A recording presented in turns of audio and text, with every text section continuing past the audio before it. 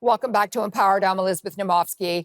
I'm joined by Daniela Siggia-Beasant, author, Unseen Virtue, A Journey Through Mafia's Approach to Addiction. Now, Daniela, we talked about you being successful in textile, but I want to know, how did you go from being a textile waste executive to public relations? Because they're like night and day. Yes, but trial by fire is how I learned public relations, because when those industry Goliaths were using legacy media to push bias narrative that was changing regulations in a very negative way, I got caught in the crossfire and was getting some either really bad PR advice, or PR reps wouldn't work with me at all. Eventually I found one awesome one, La Marie PR, and she was lovely. But other than that, I was on my own. So I had to learn for myself, and I became so effective at it that then other people started to ask me for assistance. And then that led to bigger projects, even outside of textile waste.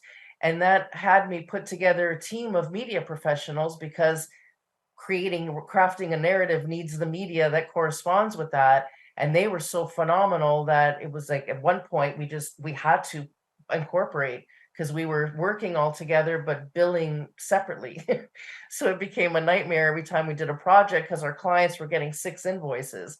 So we decided at this point we might as well make it official and turn it into a company, and it just grew from there. So I need to ask, what was the particular moment that killed any hope of the mafia having you as a loyal subject for, the community factor?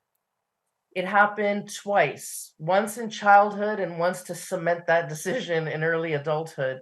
As a child, when my father was involved, anybody that he knew that went to prison, my dad behaved in a certain way that I set that expectation for everybody. So he would make sure that, the family was taken care of and there was support for the kids. So when my dad went to prison, I expected that same level of support and didn't get it.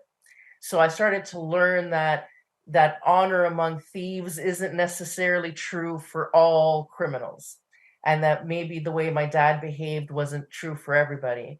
And then sure enough, he was arrested again when I was a young adult, and the person that was supposed to protect me put me in a situation where I was vulnerable to being trafficked.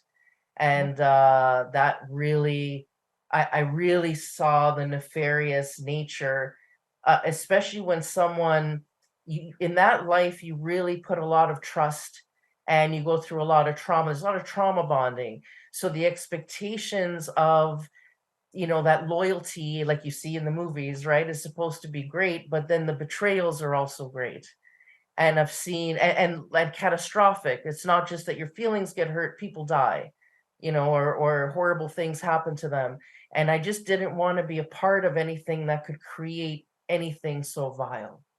And so there's no trust there for me. I've seen too much betrayal over the years. So, what exists today that a lot of us don't realize that you've known through your years of being exposed to the communities? Slavery. Human slavery is a real true thing, and it's not just in places far away or in select industries like sex work.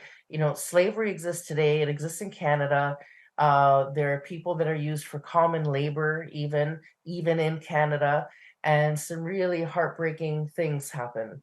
So slavery, often, we're so worried or consumed talking about the slavery of the past. It's a convenient distraction so that we don't talk about the slavery that exists here and now.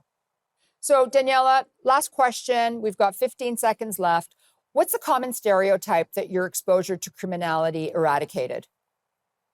I have more compassion for sex workers and their clients than I ever did before. I found, we like to think of sex workers as victims and all of their customers are predators, and that exists, of course. However, I found some very empowered women working in sex work, and often their clients are just very lonely, and the only physical affection they will ever get is if they pay for it.